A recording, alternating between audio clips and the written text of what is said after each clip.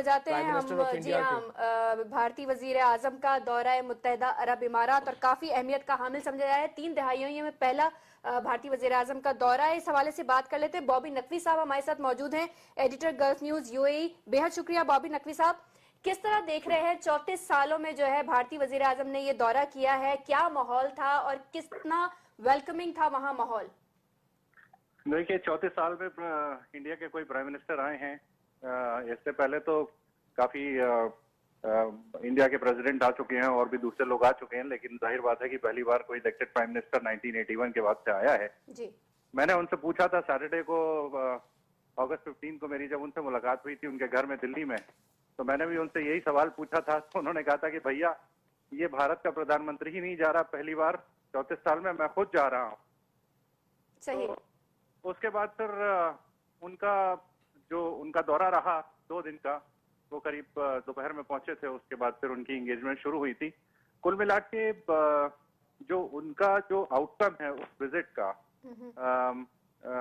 बहुत काफी significant outcome है। और वो आउटकम एक जो ज्वाइंट स्टेटमेंट दोनों कंट्रीज ने जो इशू किया था जी जी। उसमें देखने को मिलेगा आपको। अगर आप उसमें डिटेल में जाएं तो दोनों कंट्रीज ने जो स्टेटमेंट दिए हैं उसमें एक तो उन्होंने साफ साफ ये कहा है कि हम टेररिज्म को डिनाउंस करते हैं।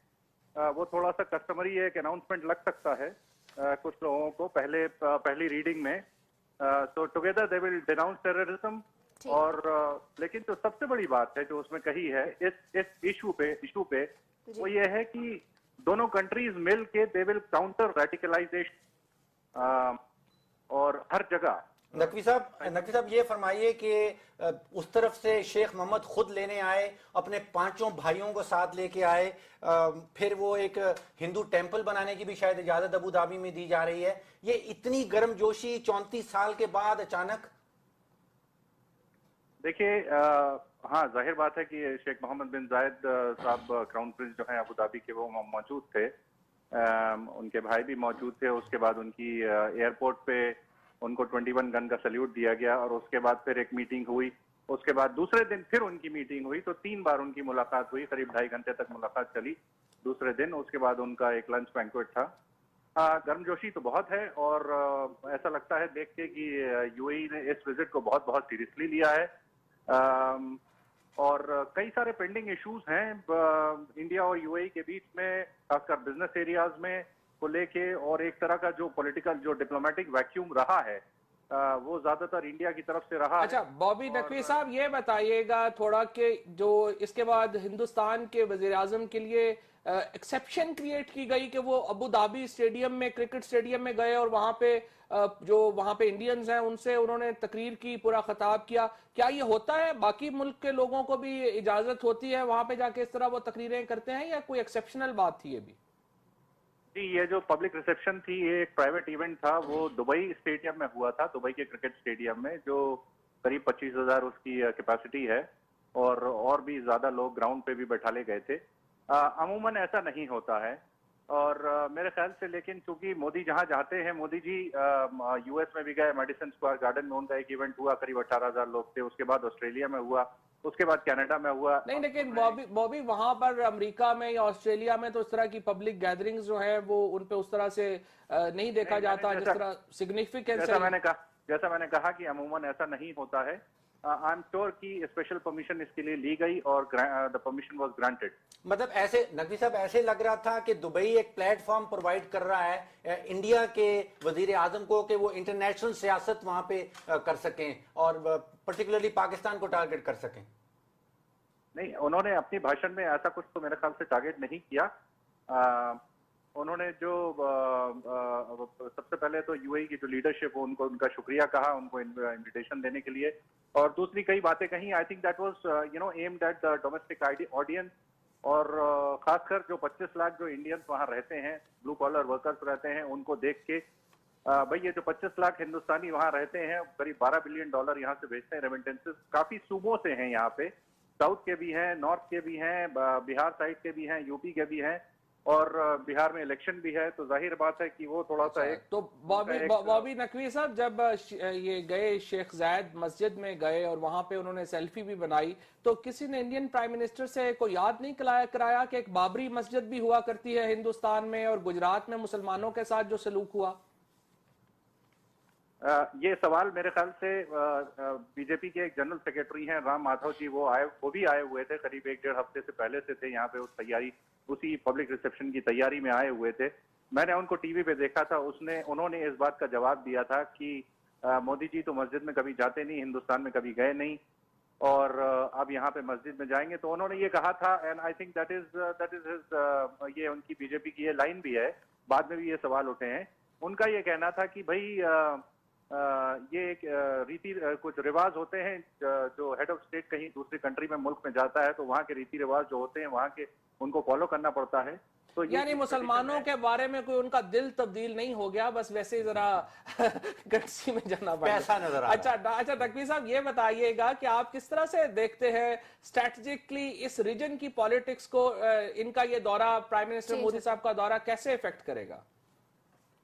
دیکھیے, اگر اس میں جوائنٹ ڈکلیریشن کو آپ دیکھیں تو اس کے 2 حصے ہیں. ایک تو یو اے ای اور انڈیا کے بائیلیٹرل ریلیشنز کے بارے میں بہت زیادہ ذکر ہے, جس کو انہوں نے ایلیویٹ کیا ہے ایک اسٹریٹجک لیول پہ.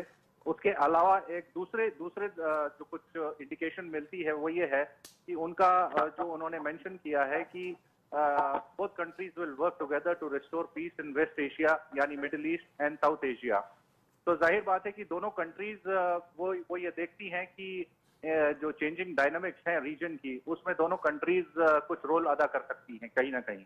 ٹھیک صحیح, بے حد شکریہ. بابی نقوی صاحب ہمارے ساتھ موجود تھے اور انہوں نے بھی جو ہے وہ پوائنٹ آؤٹ کیا وہی معاملہ جو ہم پہلے ڈسکس کر رہے تھے. فواد صاحب, تیاری تو نہیں تھی نریندر مودی, کیونکہ اپنے ہاں بھی مساجد میں نہیں جاتے, جو آپ نے سوال کیا تھا وہ کچھ لوگ اس کو اس طرح ڈسکس کرتے ہیں. دیکھیں, بابی نقوی صاحب ہیں اس وقت, چونکہ یو اے ای کے قوانین جو ہیں وہ اس طرح کے ہیں کہ ان سے کوئی بہت کرٹیکل اس طرح کی کوسچنز کرنے کا بھی فائدہ نہیں, وہ جواب بھی نہیں دیں گے. ہمارے زید حامد صاحب پہلے بیچارے, آپ تو بول سکتے ہیں, آپ بولیے کھل کے. پاکستان میں یہ بلیسنگ ہے, ہم جس کو بہت کہہ لیں کہ اوور یوٹیلائز بھی کرتے ہیں, لیکن یہ پاکستان میں ہی یہ کہہ لیں کہ اسلامی ملکوں میں ہم بڑے آگے ہیں, کم از کم میڈیا ہمارا بلیسنگ دی تھی ایک ڈکٹیٹر نے, ایک سو کون ڈکٹیٹر نے یہ بلیسنگ دے دی. بٹ اینی ویز, تو ایک تو دیکھیں معاملہ تو شروع ہوتا ہے, عرب جو مڈل ایسٹ پالیٹکس ہے وہ تو ریوالو کر رہی ہے اس وقت ایران کے معاملے کے اوپر, اور پاکستان سے ناراضگی ہے یمن کے معاملے کے اوپر.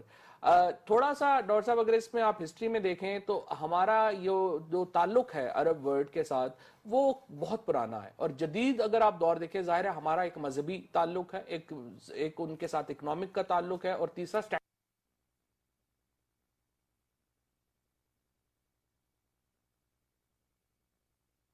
تعلق ہے عرب ورلڈ کے ساتھ.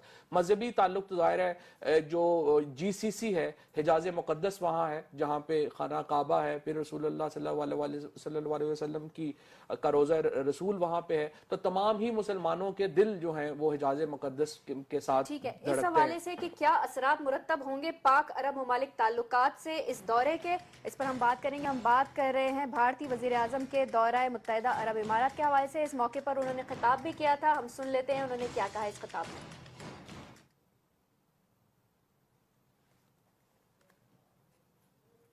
Good Taliban bad Taliban, good terrorism bad terrorism, یہ اب چلنے والا نہیں ہے.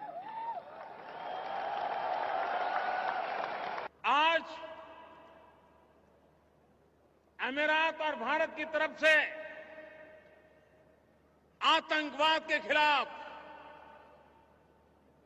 دو ٹونک شبدوں میں بنا لاگ لپیٹ اور کسی کی پرواہ کیے بنا صاف صاف شبدوں میں سنکیت دے دیے گئے. میں اسے بہت اہم مانتا ہوں, اور اتنا ہی نہیں, سمجھنے والے سمجھ جائیں گے, عقل مند کو اشارہ کافی. آتنکواد میں لپت لوگوں کو سزا ہونی چاہیے, یہ اسپشٹ شبدوں میں سنکیت یہاں سے نکلا ہے. समझने वाले समझ जाएंगे, अक्लमंद को इशारा काफी। किसको इशारा कर रहे हैं फवाद? देखिए आज वो भी हिंदुस्तान टाइम्स ने की जो आज की हेडलाइन है वो क्लियर कर देती है कि किसको कर देते हैं। उनकी हेडलाइन है India plays the gulf card against Pakistan. Hindustan times ने जो आज की है ये डॉक्टर साहब असल में थोड़ा सारा मैं आप दोनों की इजाजत से जाना चाहूंगा 70 की दहाई में। देखिए जो जदीद तारीख है पाकिस्तान की और अरब मुल्कों की, ये शुरू होती है जुल्फकार अली भुट्टो और शाह फैसल से। जब ओआईसी की बुनियाद पड़ी और जब दोनों ने, भुट्टो ने और शाह फैसल ने फैसला किया कि एक ऑल्टरनेट वर्ल्ड ऑर्डर देने की कोशिश की इस्लामिक दुनिया के नाम के ऊपर और थर्ड वर्ल्ड के नाम के ऊपर, दोनों को अपने खून से उसकी कीमत चुकानी पड़ी। शाह फैसल वहां जो है उन शहीद हुए, भुट्टो साहब को यहाँ पे जो है वो शहीद कर दिया गया और वो एक पूरी स्टोरी है। अच्छा, उसके बाद क्या हुआ कि 1981 में आपको इधर इमाम खमैनी का इनकलाब आ गया ईरान में, और उसके बाद इमाम खमैनी ने कह दिया कि शिया एक्सपेंशनिज्म की एक उनकी डॉक्ट्राइन थी जिसके ऊपर उन्होंने शुरू कर दिया। उसके बाद इराक और ईरान की जंग शुरू हो गई, जो बिल्कुल एक अनफॉर्चुनेट जंग थी मुसलमानों के दरमियान, जिसने बहुत एक खलीज पैदा की मुसलमानों में। बहरहाल 1981 में फिर क्या हुआ कि अरेबियन पेनिनसुला, ये जो अरेबियन पेनिनसुला है, यहाँ का जो मुल्क हैं सारे के सारे, यानी सऊदी अरब है, कुवैत है, बहरीन है, कतर, यूएई, ओमान और यमन, ये 3 मिलियन स्क्वायर मील किलोमीटर का इलाका है।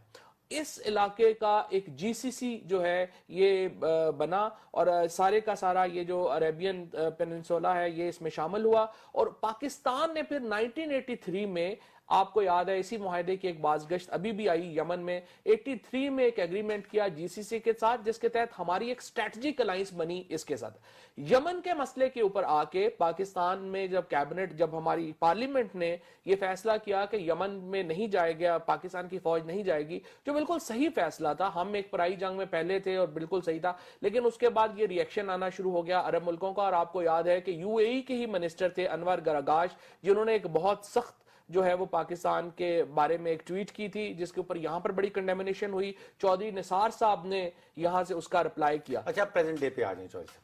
देखिए हो रहा ये है कि ताकत का तनासुब जो है इस एरिया में, इस खत्ते में, जिस खत्ते का आपने जिक्र किया, बड़ी तेजी से बदल रहा है। एक जमाने में सऊदी अरेबिया और वो गल्फ कोऑपरेटिंग जीसीसी कंट्री जो थे वो बड़े मजबूत थे, अमेरिका की सरपरस्ती हासिल थी। अब अमेरिका की सरपरस्ती वहां से लगता है हाथ उठता चला जा रहा है, ईरान का एग्रीमेंट हो गया है। अब वो ताकत का तनासुब जो है, जो सऊदी अरेबिया और ईरान के दरमियान में था, वो ईरान का पलड़ा भारी होता चला जा रहा है।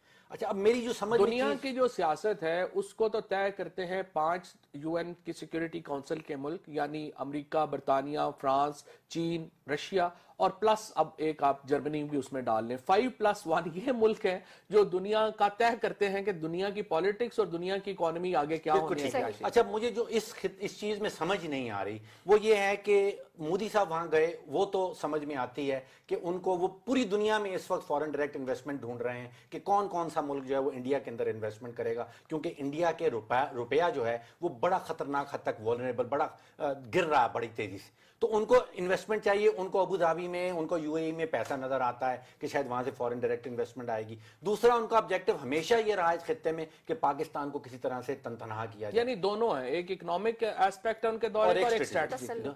अब मुझे ये नहीं समझ में आ रहा कि यूएई को क्या मिलेगा इंडिया से मिलके। देखिए इनकी जो बायलैटरल ट्रेड है, जो आपस में ये ट्रेड करते हैं, वो कुछ भी ना होने के बराबर है। वो कोई लेकिन अभी तो $75 बिलियन की नहीं, वो ये इन्होंने वादे, मैं यही सोच रहा हूं कि अगर आपके जो ट्रेडिंग ताल्लुकात हैं, जो तजारती ताल्लुकात हैं दोनों मुल्कों के, वो $1.5 अरब सालाना है, तो आप 75 अरब डॉलर उठा के कहां लगा देंगे इंडिया के अंदर। और नहीं देखें हमारा तो डॉक्टर साहब बड़ा फेलियर नजर आ रहा है कि देखें ना, एक तरफ इंडियन प्राइम मिनिस्टर जा रहे हैं ईरान के साथ, चाबहार उन्होंने कर लिया, पोर्ट भी साइन कर ली और इन्वेस्टमेंट्स के मुआहदे भी कर लिए। अब वो जाके अरब मुल्क में जो है वो कर रहे हैं। इससे पहले आपको पता है कि किंग सलमान, उस वक्त क्राउन प्रिंस सलमान जो है वो भी इंडिया गए और वहां पे करके आए। सो एक तरफ जो है वो मोदी साहब इंडिया के अंदर मुसलमानों को कुचल रहे हैं, कश्मीर में इतनी बड़ी मूवमेंट को जो है उन्होंने क्रश करने की कोशिश की हुई है, जुल्म की इंतहा की हुई है। दूसरी तरफ जाके अरब मुल्कों में वो इतने कौजी हो रहे हैं कि अरब मुल्कों में उन्हें मंदिर बनाने की भी इजाजत दे रहे हैं, वो वहां पे उधर भी जा रहे हैं, ईरान के साथ भी उनके ताल्लुक। इंडिया जिस खित्ते में है, अब 6 इसके नेबरिंग ममालिक हैं, बांग्लादेश, नेपाल, चाइना, बर्मा, पाकिस्तान और भूटान। एक एक मुल्क को देख लीजिए, हर मुल्क से बॉर्डर डिस्प्यूट है इंडिया का अपने खित्ते के अंदर। اور یہ جا رہے ہیں اب UAE میں اور وہاں پہ پیسے سیکھ کر رہے ہیں، ان سے نہیں، دوستی لیکن کرنے کی ہمیں مجھے کوشش یہ کر رہے ہیں۔ بتائیں کہ پاکستان ہمارا اسرائیل سے اور کیا جھگڑا ہے سوائے اس کے کہ ہم عربوں کے ساتھ کھڑے ہیں؟ اگر عرب جو ہیں وہ اتنے ہمارے یمن کے اوپر یا ہمارے فیصلے کے اوپر اور ہماری اپنی پرابلم جینون پرابلمز ہیں، ہماری فوج سٹریچڈ ہے، ہمارے ہاں اتنی بڑی شیعہ کمیونٹی ہے، ہم ایک یمن کی جنگ تو کو نہ چودھری صاحب کریں۔ انڈیا کیا فوج بھیج دیتا؟ اچھا تو انڈیا کے ساتھ سعودی، نہیں، لیکن مجھے اچھا، اس صرف کے یہ ساتھ بتائیں کہ کیا ہمیں کاؤنٹر کے لیے جو ہے اگر UAE یا عرب ملک اس حد تک جا سکتے ہیں کہ وہ نریندر مودی صاحب کو یہاں پہ بلائے، تو کیا پھر ہمیں سافٹن ہونے کی ضرورت نہیں ہے اسرائیل کی طرف؟ ہمارا ایران کی طرف سافٹر ہونے میں کی یہی ضرورت ہے۔ تو ہم سوال پہلے ہی کرنا چاہ رہی ہوں ڈاکٹر صاحب جی کہ ایک ریٹرن- فرا اور جی چیز جی دیکھ لیجئے، ہم نے یہ تو ڈسکس کر لیا، اس کے ساتھ ایک اور بڑی امپورٹنٹ ڈیولپمنٹ ہوئی ہے کہ سعودی عربیہ میں انڈین ایئر فورس کا ایک بہت بڑا کنٹینجنٹ، کوئی 110 انڈین ایئر فورس کے آفیسرز جن کے ساتھ وہ سکھائے اور وہ تو purely لڑاکا تیارے ہیں ان کے پاس، معاملہ ہے۔ اور سپر C-130 جو سپر ہرکولیس ہے وہ بہت بڑی کنٹینجنٹ لے کے سعودی ایئر بیس کے اوپر لینڈ ہوئے ہیں۔ تو یہ صرف UAE نہیں کر رہا، یہ GCC وائڈ ایک موومنٹ لگ رہی ہے کہ شاید پاکستان کو نیچا دکھانا ہے کسی بھی وجہ سے۔ فرا آپ سوال جی ہاں، میں ریٹرن آف ایران اور پاکستان کا ایران کی طرف اور چین کی طرف جھکاؤ، تو یہ وارننگ سگنل ہو سکتا ہے UAE کی طرف سے کہ ہم انڈیا سے بھی تعلقات بہتر کر سکتے ہیں، آپ کی ضرورت ہے؟ دیکھیں میں یہ سمجھتا ہوں کہ انڈیا اور UAE کے درمیان معاشی تعلقات جو ہیں، دیکھیں ہر قسم کے تعلقات کی جو بنیاد ہے وہ آپ کی معاشی ریلیشن شپ کے اوپر ڈیولپ ہونی ہے۔ ان کی معاشی کامنالٹیز مجھے نظر نہیں آتی سوائے اس کے کہ بہت بڑا انحصار کرتا ہے انڈیا UAE کے اوپر، آپ کا خیال جہاں میں پہ آپ کا کہنے کا مطلب ہے کہ یہ ان کا جو دورہ ہے وہ زیادہ اسٹریٹجک ہے اور عرب ملک پاکستان کو میسج دینا چاہ رہے ہیں کہ ہم ادھر بھی اچھے ہو سکتے ہیں اگر آپ باز نہ آئے تو؟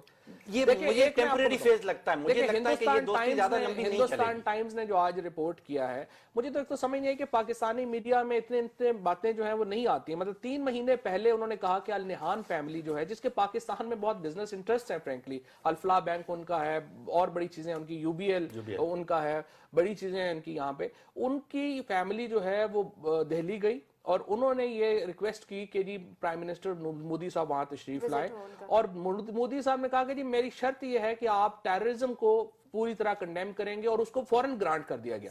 اب صرف آخری بات میں یہ کہنا چاہ رہا ہوں کہ اگر پاکستان اور عرب ہمیں پاکستان کا انٹرسٹ دیکھنا ہے، ہمیں پوری جو معاملات ہیں ان کو ہمیں دیکھیں کہ جب ان کو انٹرسٹ ہوتا ہے وہ ہر طرف جا سکتے ہیں تو پھر ہم بھی ہر طرف جا سکتے ہیں۔ دیکھیں اس وقت مجھے ایران لگ رہا ہے کہ ایک ابھرتی ہوئی طاقت ہے اس خطے اس کی۔ سے سب ڈرے ہوئے ہیں اور یہ اسٹریٹجی ہو سکتی ہے، اور اس دورے کا کیا اثر ہو سکتا ہے پاک عرب تعلقات پر، اس پر بھی ہم نے تفصیلاً بات کی۔ بڑھیں ایک بریک کی جانب۔